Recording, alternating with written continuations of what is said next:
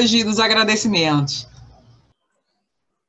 Então, pessoal que tá chegando agora, aproveitar esse minutinho para agradecer todos os coletivos que estão aqui apoiando para o Mercado Preto acontecer. Pretaria.org, que a Amália vai estar aí daqui a pouquinho nessa mesa. O Muda Outras Economias, que teve aqui ontem. Mercado Black Money, Negras Plurais, as Josefinas, o Labic, né, o Pontão, que está disponibilizando essa transmissão para a gente. Então, ontem e hoje a gente teve apoio deles para estar aí no YouTube, tá rolando aqui no Zoom, trocando a galera, fazendo tudo isso acontecer. A gente hoje vai, depois dessa mesa, ainda tem muita coisa para acontecer.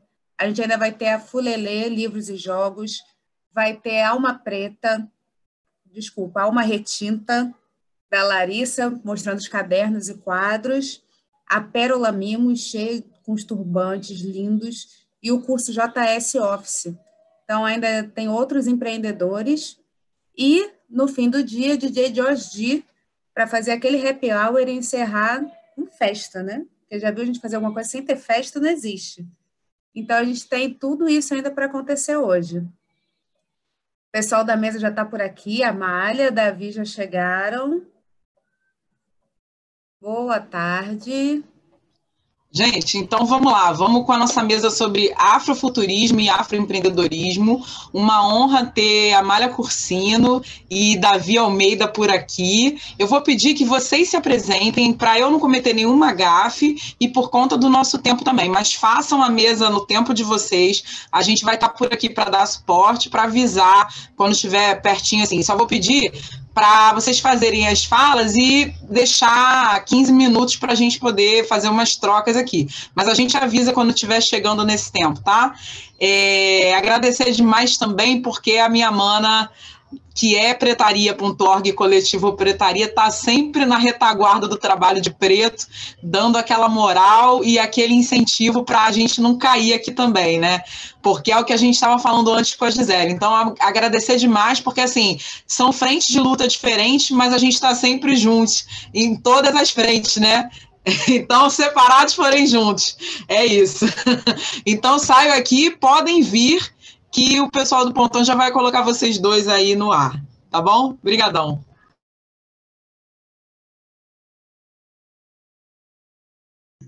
Fica à vontade, pode se apresentar. Olá, boa tarde, me ouvem, me veem? Tá todo mundo me vendo e me ouvindo bem? Perfeito. Estamos sim. Gente, muita alegria estar aqui, dando boa tarde a todas, todos e todes. Com alegria que eu aceitei o convite da minha mana, Catiúcha Vatuzzi, mana de tantas lutas, dentro do campo das comunicações. Fundamos um coletivo juntas, um coletivo de comunicação interseccional, antirracista, cidadã, comunitária, com muita dificuldade, mas também com muita alegria e com respostas maravilhosas, né, dos retornos que a gente recebe do nosso trabalho.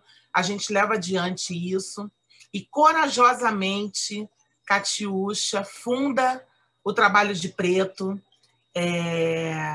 Catiúcha tem essa verve empreendedora, ela é uma mulher preta que empreende, que entende demais de empreendedorismo, não só de forma tecnicamente, academicamente falando, mas é uma mulher que tem a vivência do empreender, né, dos fazeres dentro do campo do empreendedorismo. Então, eu fico até, confesso, um pouco intimidada, porque eu não sou propriamente uma empreendedora, não sou uma empreendedora, né?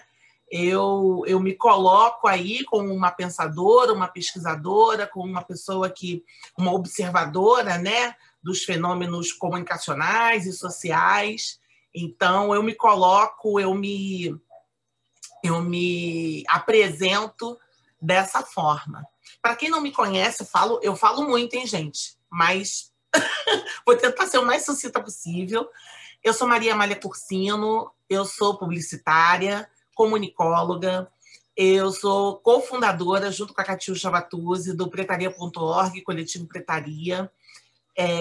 Como eu falei para vocês, é um coletivo de comunicação que apresenta novas formas de fazeres e saberes em comunicação, né? A gente aí nessa estrada, já há quase 3 anos,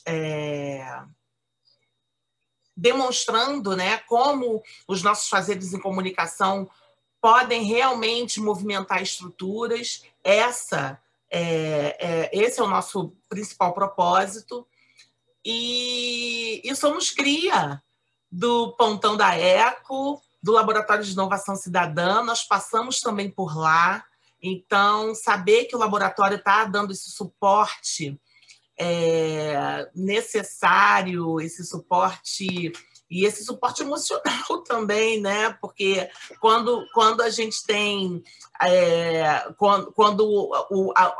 retaguarda técnica dá certo, nos dá mais segurança, né? De estarmos aqui fazendo essas trocas. Então, eu estendo meu agradecimento ao Pontão da Eco, ao Laboratório de Inovação Cidadã, né, por esse suporte incrível que vocês estão dando ao evento do Trabalho de Preto.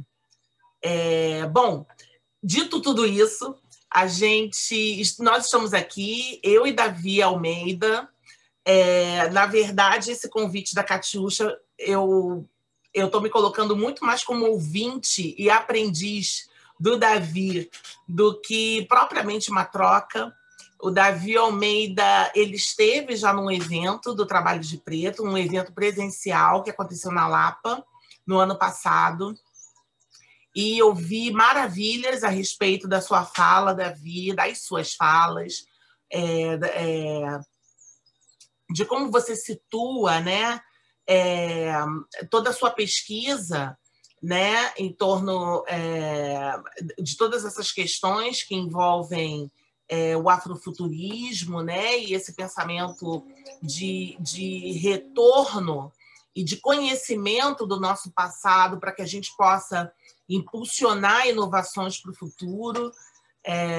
Catiúcha fala maravilhas a respeito disso. Infelizmente, eu não pude estar presente no evento do ano passado, então estou muito feliz e muito satisfeita de poder fazer essa mesa com você e aprender com você. Boa tarde, por favor, a palavra é sua, pode se apresentar. Obrigado demais, querida, pela generosidade.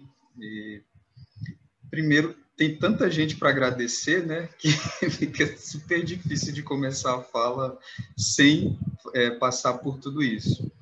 Eu agradeço do fundo do coração a Catiúcha, a Pretaria, o coletivo, a Zaya Comunicação e todo mundo que está envolvido. Eu não vou me lembrar dos nomes das organizações e das pessoas, de todos, mas eu agradeço. E também agradeço aos meus ancestrais pelo dom da vida.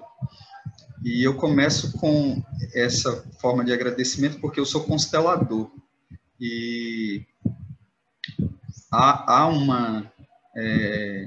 reconhecimento recente e que tem chegado ao Brasil a partir da minha pesquisa sobre a influência que os Zulus têm sobre a constelação familiar, revelando que o terapeuta alemão que ficou entre eles 16 anos e apagou essa herança, na verdade, os princípios fundamentais da constelação se fundam sobre a cosmovisão do povo Zulu. Então, isso ressignificou a minha prática terapeuta e vocês vão entender por que eu estou falando de constelação e não de afrofuturismo. Na minha primeira participação do evento lá no Rio de Janeiro, eu tinha acabado de me mudar para a cidade, eu sou brasiliense. Meu pai é Isaías, minha mãe é Mauriceia. E eu fui para lá com o objetivo de trabalhar com o MBM, né? Mergulhar de fato e dar a minha contribuição para o desenvolvimento do movimento. E foi maravilhoso tudo que eu vivi ali. Eu não estou mais morando no Rio, né? Estou agora na Ilha de Taparica, na Bahia. E foi maravilhoso tudo que eu aprendi ali, as experiências em empreendedorismo, em marketing e os cursos que eu fiz e tudo. E essa fala serviu como uma espécie de iniciação, né, digamos assim, porque foi uma das primeiras atividades que eu participei sendo membro do MBM. A minha participação agora dentro do movimento é diferente, né? A gente modificou a forma de participação. Eu sou usuário do mercado Black Money, né, que é o site deles e tal, como um lojista, mas eu não participo mais como um membro do MBM, tá? E dizendo isso para falar da minha aproximação em relação a esse universo, porque eu vim da filosofia, na verdade, né? Eu faço doutorado em filosofia da mente e durante esse período eu me aproximei da constelação familiar, mas ela ficou meio que apagada ali. Eu não assumia ela como um caminho, né, profissional a ser seguido.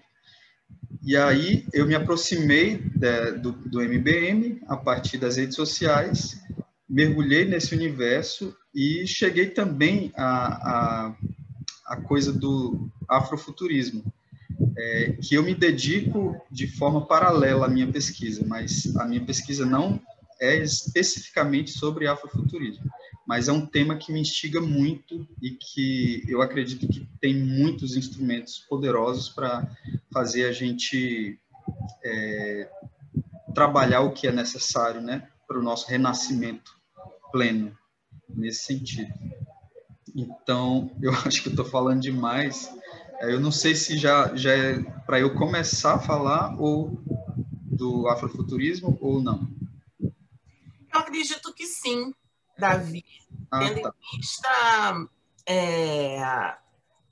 que você, muito embora não seja, né, a sua área não seja direcionada especificamente ao afrofuturismo, mas a gente entender como a sua pesquisa transversaliza o afrofuturismo, eu acho importante a gente entender para que a gente possa abrir, inclusive, enfim, alguma discussão em cima disso, a gente conseguir aproximar do empreendedorismo e a partir da sua experiência com o MBM, para a gente entender como essas coisas conversam, né? Então, eu por favor, passo a palavra para você para que a gente possa entender como você conseguiu fazer essas aproximações, né?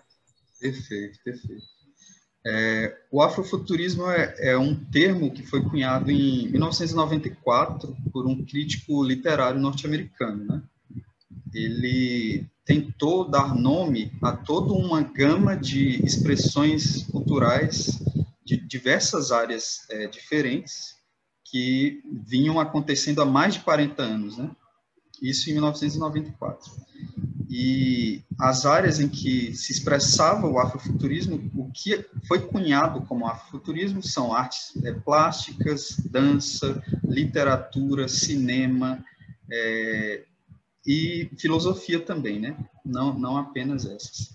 Então, o modelo de concepção que foi criado para delimitar toda essa gama de atividades e filosofias foi tentar reunir a compreensão daquelas formas culturais que expressavam uma perspectiva de futuro a partir da cosmovisão dos povos diaspóricos, né? E aí, nesse sentido, que visões de futuro essas formas culturais expressam a partir da visão dessas pessoas negras. E por que é relevante a gente pensar em futuro? Porque, de fato, há uma tendência de fuga do presente e que não colabora muito bem com a perspectiva que o afrofuturismo traz, porque ele não é uma fuga do presente como outras concepções apontam. Ele é, na verdade, um uso da energia psíquica e criativa do povo negro para se projetar realidades alternativas a essa que o presente nos impõe. E aí eu já vou usar a própria fala do Sérgio Cabral. Sérgio Cabral não, eu esqueci o nome dele, mas Fábio Cabral, desculpa. A fala do Fábio Cabral, que é um escritor afrofuturista carioca, na definição dele de afrofuturismo, que é o seguinte: tomar o passado que nos foi negado, transformar o presente que nos é imposto e construir um futuro a partir da nossa própria ótica. Eu acho brilhante a expressão dele do afrofuturismo, porque articula as 3 dimensões temporais numa perspectiva integrada das 3, né? Passado, presente e futuro, e também dentro dessa concepção africana de interdependência, né, das coisas. Duas figuras mulheres muito relevantes atualmente dentro desse contexto são a Janelle Monáe, que é uma cantora norte-americana, né, afrofuturista, e a Ytasha Wimach, que é uma palestrante e jornalista, se eu não me engano. E aí, dentro do estudo que a Ytasha Wimach desenvolve, ela escreveu um livro, o Afrofuturismo.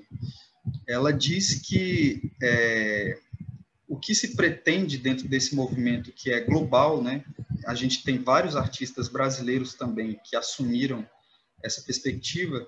Ellen Oléria é uma delas, a Xenia França é outra delas, e tem mais alguns que eu não me lembro agora, mas já é mundial, não é apenas um fenômeno norte-americano. Então, a perspectiva que ela traz o afrofuturismo, ele funciona como um reforço psíquico para o nosso povo, das possibilidades que nós temos de nos desligar dessa realidade dura que chega até nós diariamente. É como se fosse uma realidade em que nós não temos a obrigação de lidar com o racismo.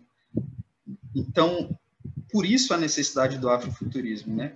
De se distanciar, ainda que temporariamente, de uma realidade que te limita ao extremo as possibilidades de criação, e ali nessa realidade alternativa você criar o que for possível, porque para a imaginação não há limites, não é isso?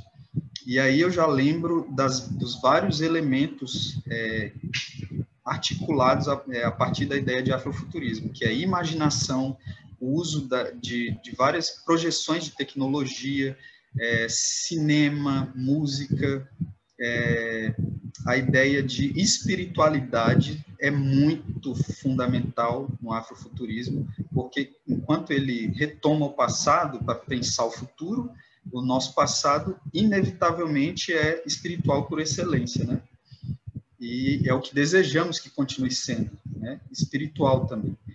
E aí as falas de todas as pessoas até aqui me tocaram muito, porque eu percebo que parece que o que distingue o nosso modo de agir e de empreender é que a gente leva o sagrado para o que a gente faz, não é isso? Então, quando você vê, por exemplo, o produto da Jaciana, o produto da menina da Aziza, os livros, você vê que a gente não lida com eles como meros produtos que vão nos trazer dinheiro, a gente lida como o sagrado que parte do que é mais próprio, do que somos, né? De modo mais próprio. Então, nesse sentido, o afrofuturismo também tenta resgatar essa forma de relação com a vida, né? Em que o sagrado é levado para todos os âmbitos e não é uma área separada da vida. E dentro desse aspecto, é muito importante a gente perceber que pensar o futuro não é um luxo que a ficção científica criou, entende? Pensar o futuro dentro das necessidades urgentes que a nossa população tem é criar condições para que as pessoas negras possam imaginar, e imaginar sem os limites impostos pela supremacia branca. Porque a Itasha, inclusive, cita, né, algumas experiências que ela teve com as crianças, e aí eu vejo quanto o trabalho do Clubinho Preto com a nossa amiga Thalita é fundamental, sabe? Que é o seguinte, desde a tenra infância, as nossas crianças são impedidas de imaginar, né?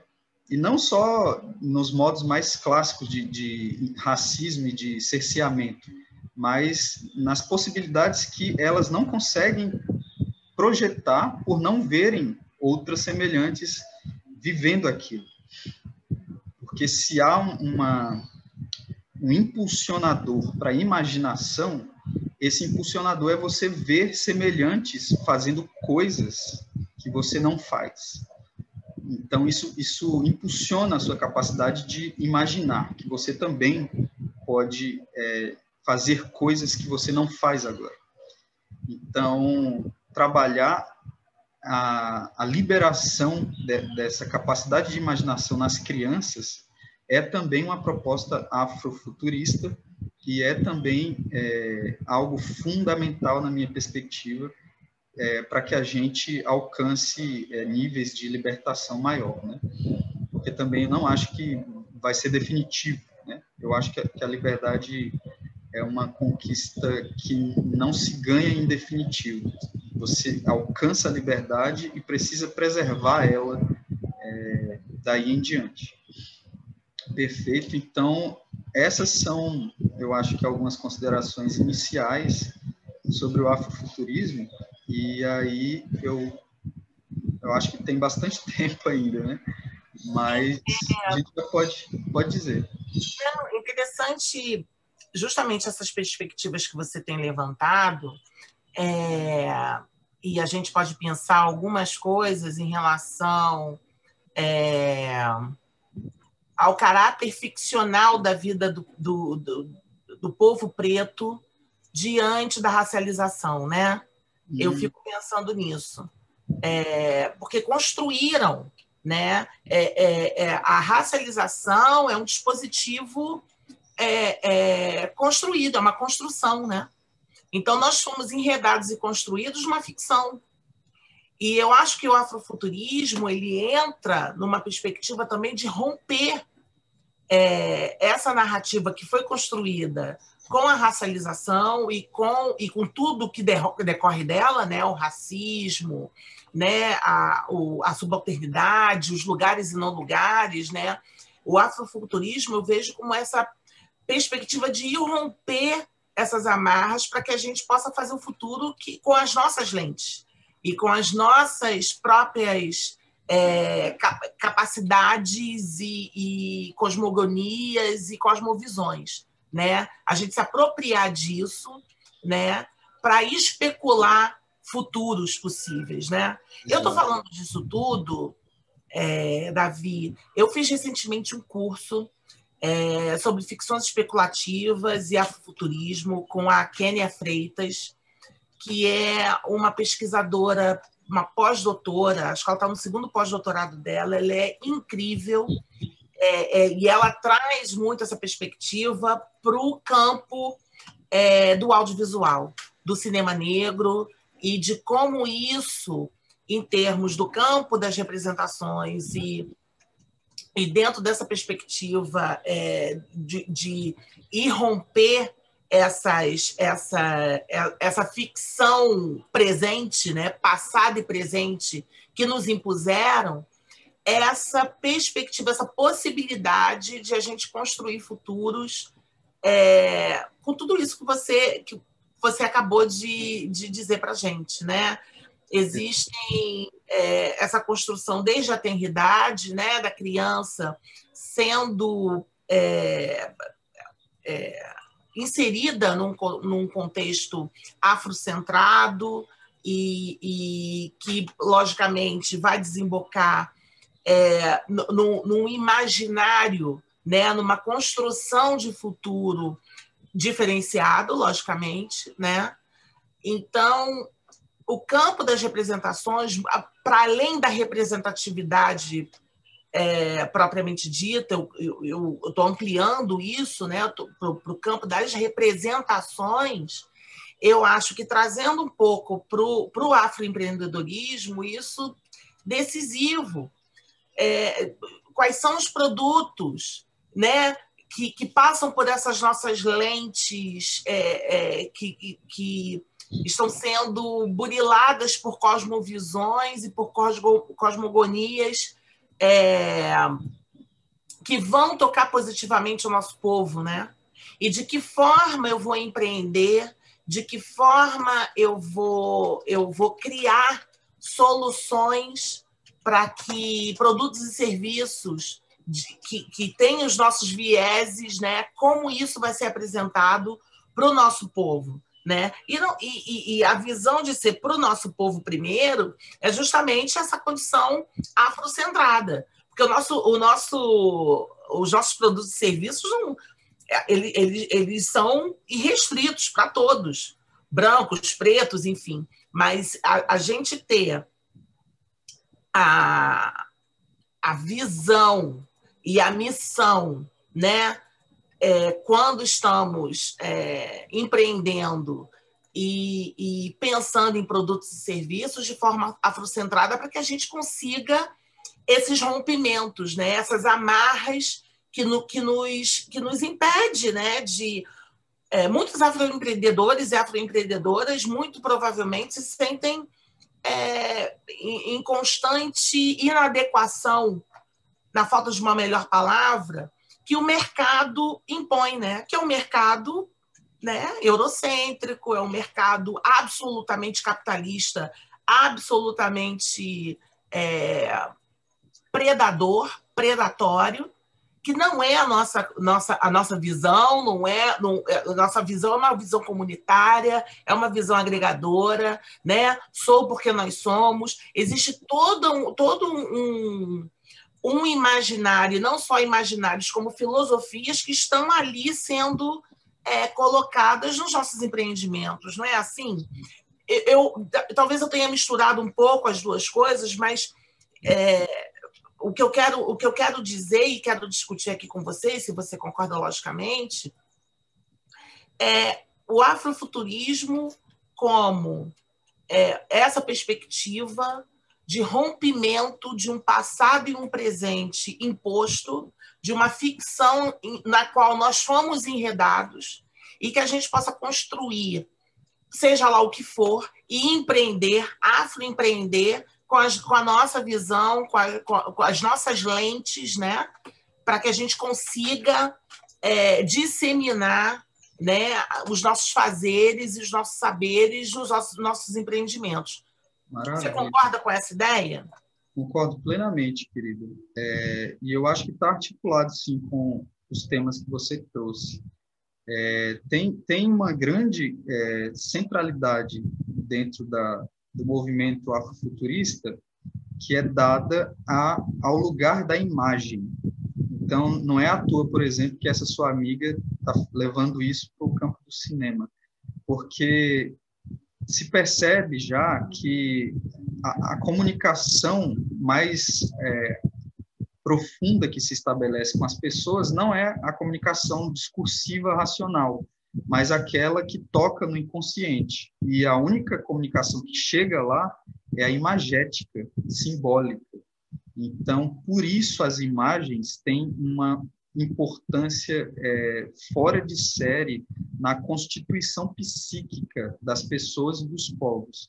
Nesse sentido, falar de representatividade é interessante até certo ponto.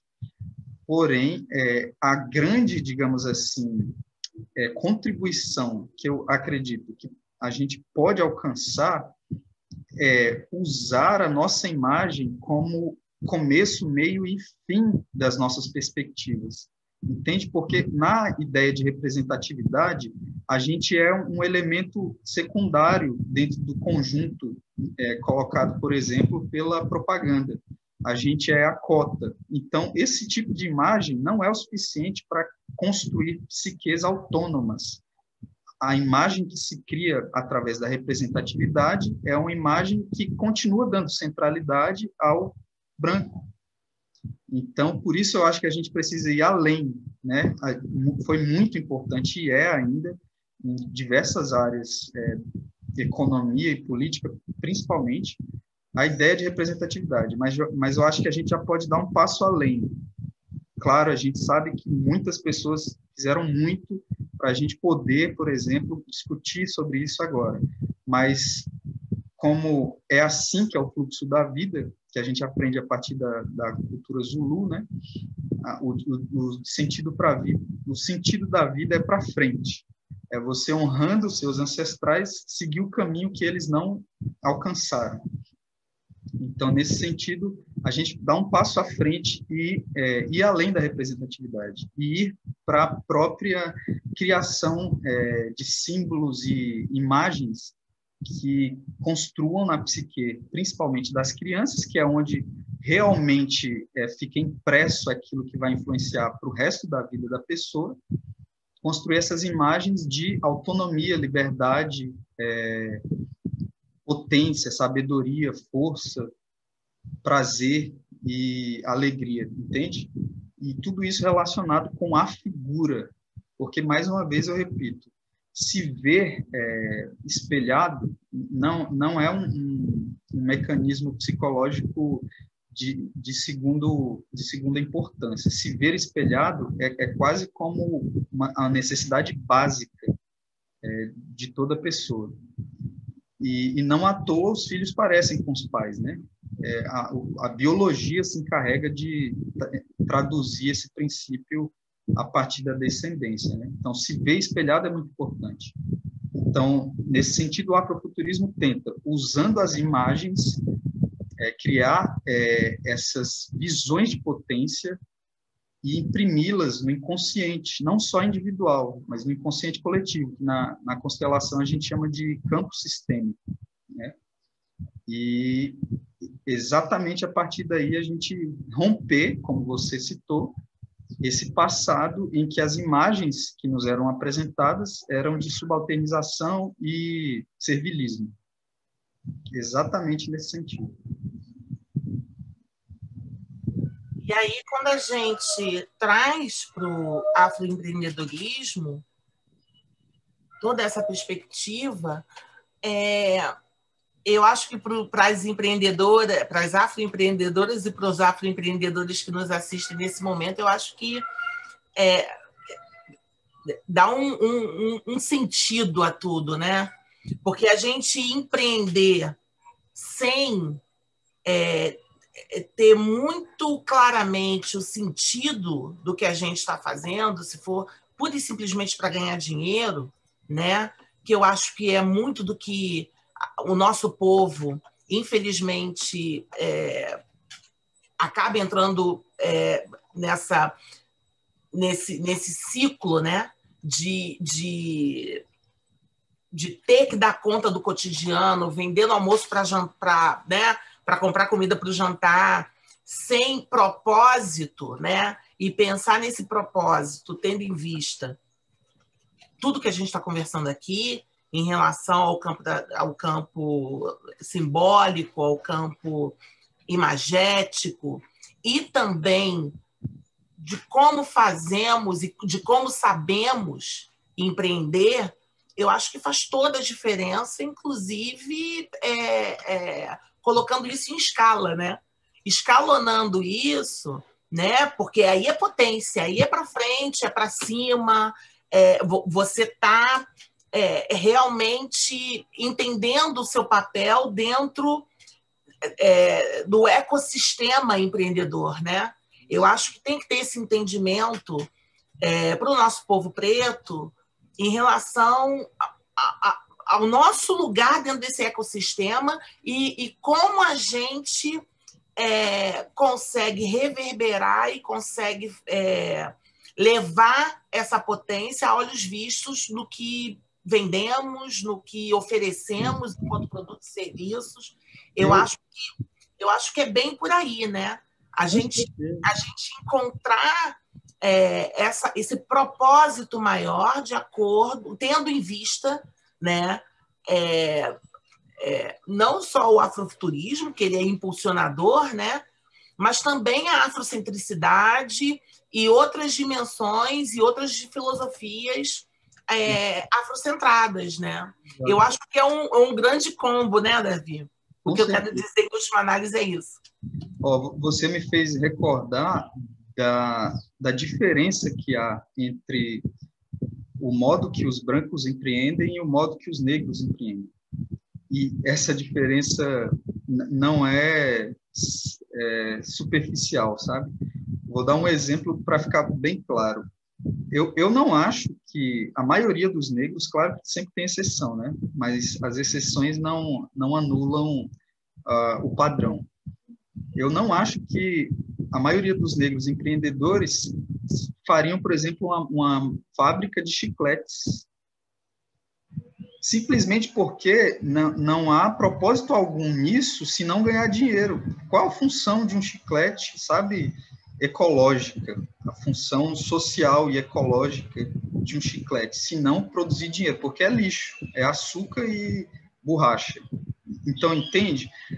Eu acho que é um troco de éticas, né? Eu costumo falar isso muito quando eu falo em afrocentricidade e mulher fiquete assante, que estruturou, né, a afrocentricidade, e ele coloca como isso, é um tropo de éticas, né? Eu acho que quando a gente vai pensar em vender um produto, em oferecer um serviço, a gente tem que estar implicando, né, o meio ambiente, a gente tem que estar implicando as pessoas. Exato, mas isso vai exato. ter. Mas um pensamento afrocentrado e afrofuturista ao mesmo tempo, né? Mas isso os brancos não consideram desde sempre. Na verdade, o padrão é a destruição da natureza nos empreendimentos brancos, entende? Então, para eles, tanto faz sistemas ecológicos sendo preservados, ecossistemas sendo preservados. O objetivo maior do empreendimento branco é lucrar, não tem como negar. E aí eu vejo com muita desconfiança todo esse uso contemporâneo de termos bonitinhos, como propósito, como missão e tal, dentro do sistema empresarial. Porque, no fundo, eu sinto que é uma tentativa de camuflar uma essência que não tem relação com organicidade, entende? Que não é orgânica com a natureza. Porque vamos ver quem foi que destruiu a natureza desde que chegou aqui, né, nas Américas, se não os empreendimentos brancos, entende? Foram eles. Há 500 anos eles estão fazendo isso e com cada vez maior velocidade. Então, pensar isso... Com o desenvolvimento industrial das indústrias, enfim, que é absolutamente desconsiderando, né? Totalmente. E aí, nesse sentido, eu vejo como possibilidade de empreendimento que tem relação com os nossos valores civilizatórios apenas os empreendimentos sustentáveis ecologicamente, sabe? E é por isso que eu não acho que uma pessoa negra, a maior parte, vai se atinar para criar uma fábrica de chicletes, porque não tem relação nenhuma com sustentabilidade isso, com integração com a natureza. E aí, quando falam de empreendedorismo social, eu acho que, na verdade, é uma redundância para falar de empreendedorismo negro, que nunca vai deixar de ser social, porque nós somos coletivos, nosso povo é coletivo por excelência. Então, tudo que a gente fizer vai levar consigo a ideia, a prática da coletividade, a prática da espiritualidade. Tudo que a gente fizer, em última instância, vai ser sagrado. Então, por isso não faz sentido esses empreendimentos que são predatórios, como você citou, para a natureza, né? É tão bom conversar sobre isso. E tão bom saber que a gente está envolvendo outras pessoas, iniciando, né? Pretas, pretos e demais pessoas que estejam assistindo a essas... São vivências, né, Davi? São observações, a gente observa o nosso passado cada vez mais, né, para a gente conseguir projetar o futuro, coisas que não deram certo. Eu acho que nós somos os grandes observadores, né? E não só observadores, como somos os grandes... vamos lá, a gente sente na pele, né, os efeitos de não se pensar eticamente, de não se pensar no meio ambiente, de não se pensar nessas perspectivas de uma forma que deveria ser natural e corrente, né? A gente chegou a um momento da história da humanidade que quem não está pensando nisso, e já deveria estar pensando há muito tempo, está completamente na contramão da vida. Sim. Né? E quando eu falo vida, eu estou sendo bastante ampla, né? Porque a vida ela é interdependente, né? Eu preciso daquela árvore que eu estou olhando agora aqui pela minha janela, né? As coisas se interdependem, né? Para que a gente consiga uma homeostase, que a gente consiga continuar com saúde e vivendo. E as pessoas não veem, não enxergam muito isso. Eu estava assistindo, eu estou atendendo a um congresso do EBEP, do Espaço Brasileiro de Estudos Psicanalíticos. E o Ashley Bembe foi um dos convidados, né, dos palestrantes, e ele também fez uma fala importante na FLUP, se eu não me engano foi na sexta-feira à noite. E ele está se debruçando muito, porque a gente fala do Bembe, a gente fala muito da necropolítica, né? Das obras dele, Sair da Grande Noite, né? E da relação dele com Fanon e Foucault, né? Em termos de construção de pensamento, dentro dessa perspectiva também afrocentrada, voltada para a África e tal. E uma coisa que ele tem se debruçado nesse momento, e eu fiquei bastante tocada, né? Ele usou um termo, Davi, que eu tive que anotar até para a gente levar adiante essas discussões aqui no Brasil, que eu acho que a gente... Ele está dizendo que a gente está vivendo uma era do colonialismo técnico-molecular. Bactérias, micróbios, vírus, atmosfera, substâncias invisíveis, novos dispositivos necropolíticos, juntamente com os dispositivos de Estado e econômicos. Né? E, nesse sentido, ele coloca a África é uma parte do Brasil e o Brasil é uma parte da África. Reiterando o aspecto da interdependência, inclusive epistemológica, e não só em termos ecológicos. Né?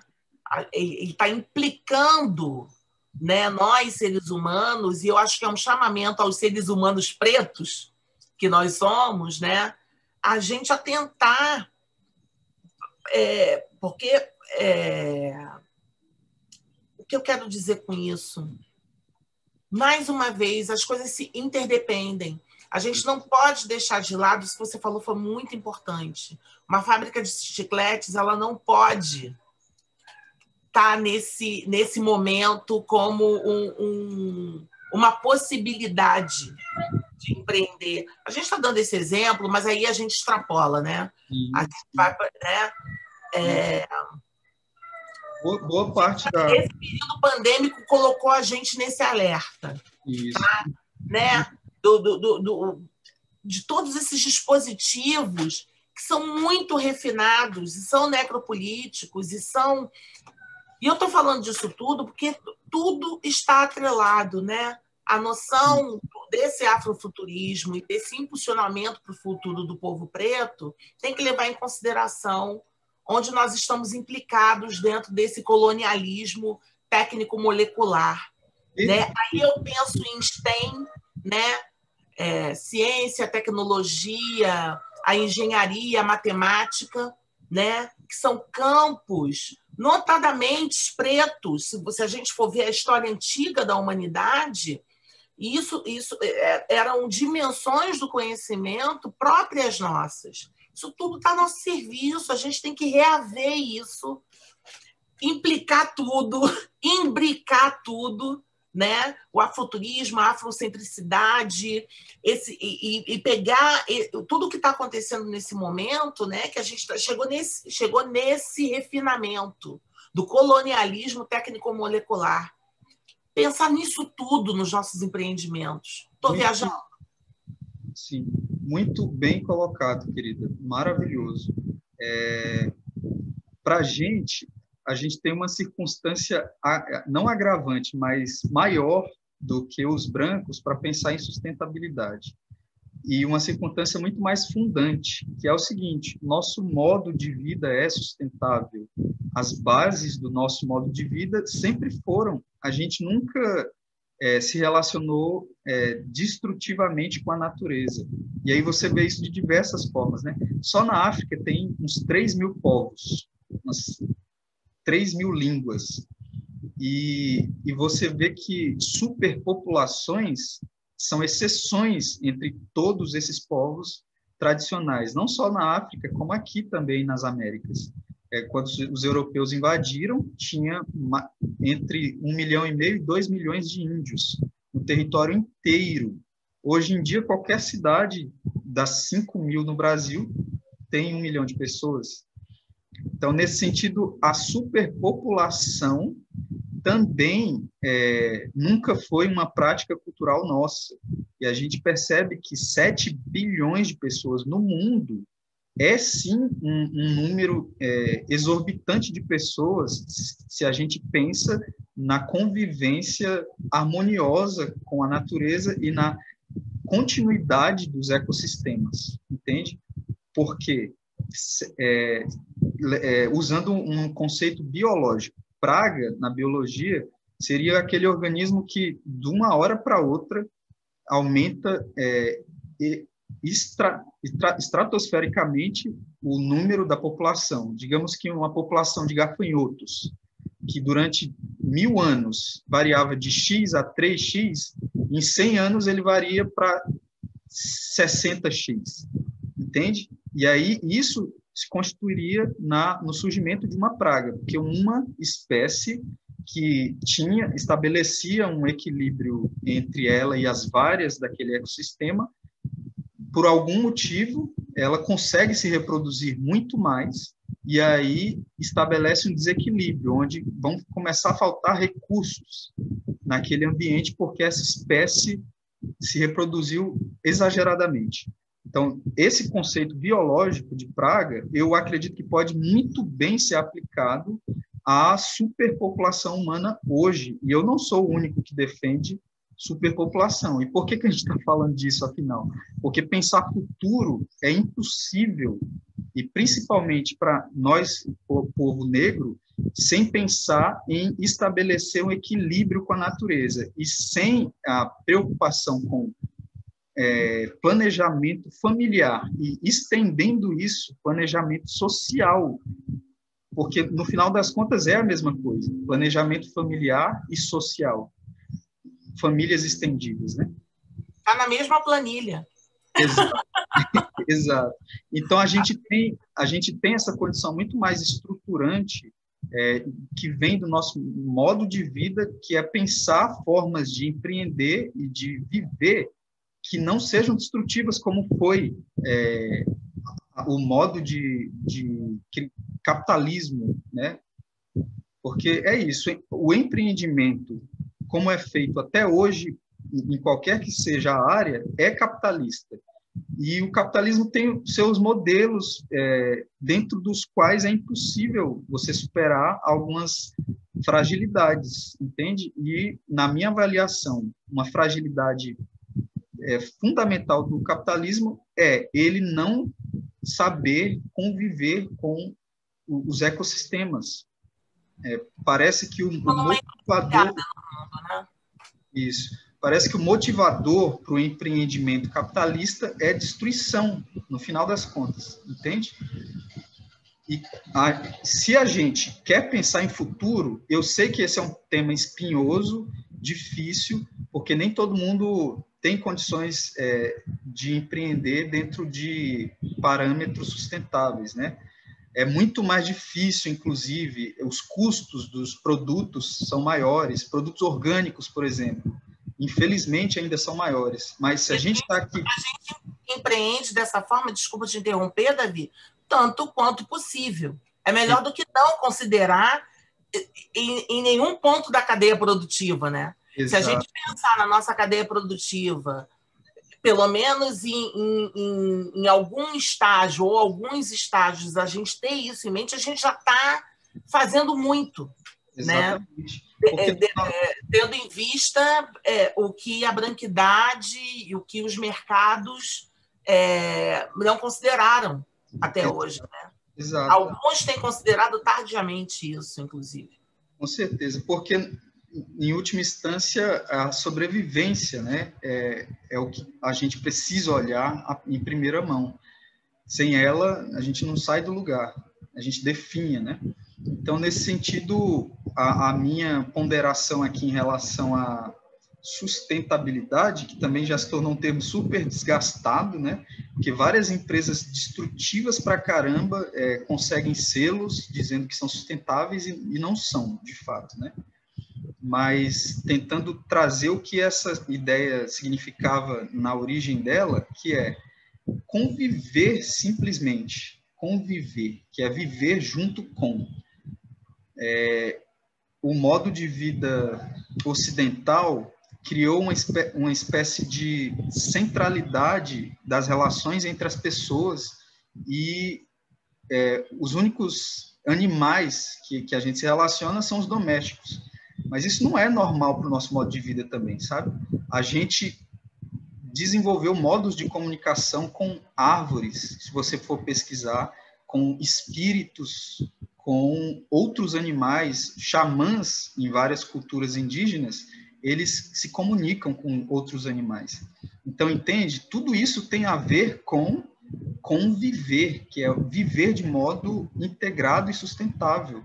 E aí as cidades criam essa espécie de cadeia em que as pessoas só se relacionam entre si e muito mal, e isso não tem nada a ver com o nosso modo de vida, entende? Total, entendo, Davi, total. Acho que a gente está, assim, sobre o mesmo solo no que se referem a essas constatações, né? E feliz de a gente estar discutindo isso aqui num evento de afroempreendedores, afroempreendedoras, abrindo, né, para essas possibilidades todas, que não são poucas, como você disse, são perspectivas difíceis, muitas vezes de serem alcançadas e implementadas nos próprios negócios e na própria vida, mesmo porque a gente está sob, né, um sistema, né, a gente está no Ocidente, nós somos diaspóricos, enfim, a gente vive na cidade grande, primordialmente, né? Então, fica difícil, mas eu acho que a nossa conversa ela abre para um campo de possibilidades muito grande, né? E eu fico feliz de poder ter conversado com você sobre todas essas coisas. Dizer que eu estava com saudade, eu até comentei aí descontraindo um pouquinho no final, até comentei com a Catiúcha que a gente bebeu uma cervejinha depois do evento lá do Madureira Shopping, da nossa amiga Lígia Parreira, e desde então a gente não se viu, então é uma alegria. Para mim também, querida, muito obrigado. E com certeza, é isso que você disse, abre para muitas novas visões e tal. E eu agradeço de coração pela partilha, por essa conversa. Eu também. Vamos abrir aí. É com você, Catiúcha. Uma benção, irmão. Catiúcha, minha mana querida. Gente, que mesa maravilhosa. Estou aqui. Salomão, minha mana linda, meu Deus, já tá aí tão arraso, né? Tá linda. Vocês estão abusando. Tá linda demais com esse cabelo, tá maravilhosa. Mas assim, eu estou muito impactada positivamente com tudo que foi falado aqui. Assim, gente, grava, salva, compartilha. Felizmente, hoje a gente tem todas essas plataformas digitais para que essas palavras, a nossa oralidade não se perca, né? Porque a gente sempre transmitiu os saberes através da oralidade. Tão potente tudo que vocês falaram aqui, que bom que hoje a gente tem como preservar isso de alguma forma. Assim, eu queria só pedir para vocês fazerem uma fala final antes de encerrar, 1 minutinho para cada um. E nessa fala final, assim, para mim essa mesa, como eu já esperava que ela fosse, ela é uma mesa de inspiração, né, para que a gente pense esses empreendimentos pretos a partir disso, né, a partir desses conhecimentos ancestrais. Na verdade, isso tudo está dentro da gente, mas é preciso despertar, é preciso fazer esse movimento de resgate, porque a gente assim, achovalhado de tanta coisa, de tanta opressão, que às vezes a gente cega, né, para aquilo que a gente é de fato, né. Agora, por outro lado, eu fiquei muito feliz de muitas das coisas que foram ditas aqui, eu perceber presente nos empreendimentos pretos que estão participando do trabalho de preto, né. Eu percebo também uma coisa que foi falada na fala anterior da Gisele, aquela emoção dela, que é a nossa emoção que a gente está emotiva desde ontem, que é essa coisa que é muito nossa, a gente está falando de negócio, de dinheiro, e está emocionada, e está uma cuidando da outra, e está uma preocupada se a outra está com a luz boa, se está conseguindo falar direito, se vai conseguir apresentar seu produto, se chegou tudo que precisava chegar para ela poder falar, né? Então, assim, é diferente, né?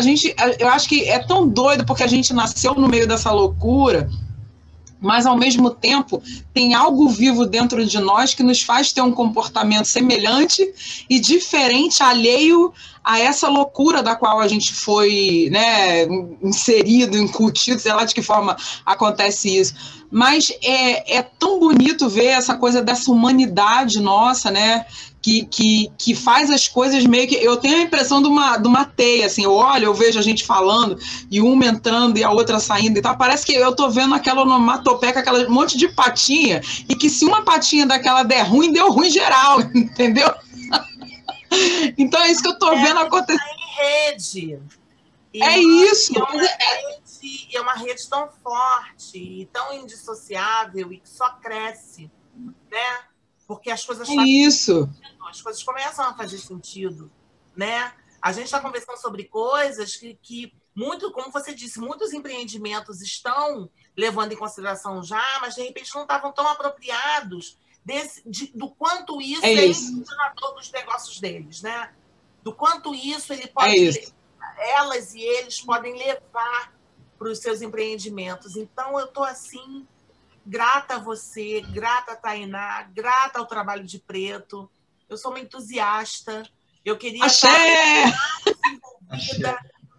Axé total. Catiúcha acompanha o meu cotidiano e vê o quanto é difícil levar as coisas, mas estamos aqui. É uma loucura mesmo. Essa é uma mana hardcore.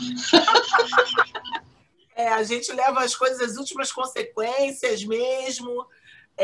Mas é uma alegria muito grande poder contribuir, poder somar. Eu já estou usando meu 1 minutinho, tá?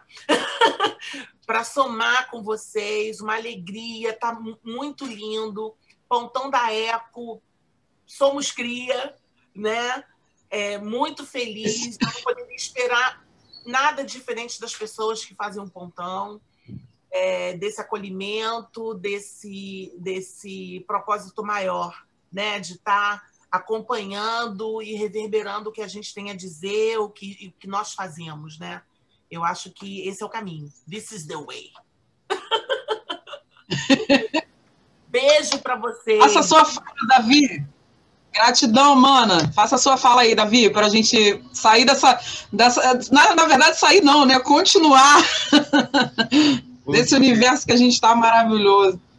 Nossa, que bom, que bom. Eu só quero agradecer, dizer que me sinto honrado por ter sido convidado, por compartilhar aqui com vocês um pouco do meu aprendizado e dizer que quem tiver interesse de conhecer meu trabalho e tal, constelação, tem o meu Insta, @sdord. E aí a gente pode conversar também. Muito obrigado. Põe nos comentários, mano. Ah, verdade. Já tá lá já. Tá lá, Tainá. Ótimo. Obrigado, Tainá. Obrigado, Catiuxa. E venha com tudo, Denise. Obrigado, Maria. Beijo enorme, parabéns por tudo. Impecáveis. Muito orgulho. Beijo. Obrigada, gente. Vocês foram demais. Agora a gente continua nesse clima com a Denise, da Fulelê, vai trazer esses livros lindos para a gente, esses brinquedos incríveis. Boa tarde, Denise. Olá. Denise vai fazer uma fulelagem, né, Denise? Eu queria só falar isso, porque eu achei esse nome tão fofo e tão legal de falar, que aí você começa daí falando do nome, porque assim, adorei falar fulelê, vamos fulelar, então agora eu vou falar fulelê toda hora. Ai, que legal. Bom, boa tarde. Primeiro, quero agradecer muito a oportunidade de poder falar um pouquinho da Fulelê, um pouquinho de mim. Bom, como você já puxou o nome, Fulelê quer dizer flor em Lingala, né? Que é uma língua que fala lá na República Democrática do Congo e em alguns lugares de Angola. O meu marido, ele é angolano e ele fala essa língua, então ele sempre me transfere aí esse conhecimento linguístico sobre o Lingala. Lindo, lindo. Te dou uma fulelê, então. Gratidão. Posso começar já? Pode, fica à vontade. Conta a história, fala da Fulelê, conta tudo. Sim. Então, bom, meu nome é Denise, como eu já disse. Eu criei aqui a Fulelê, mas para falar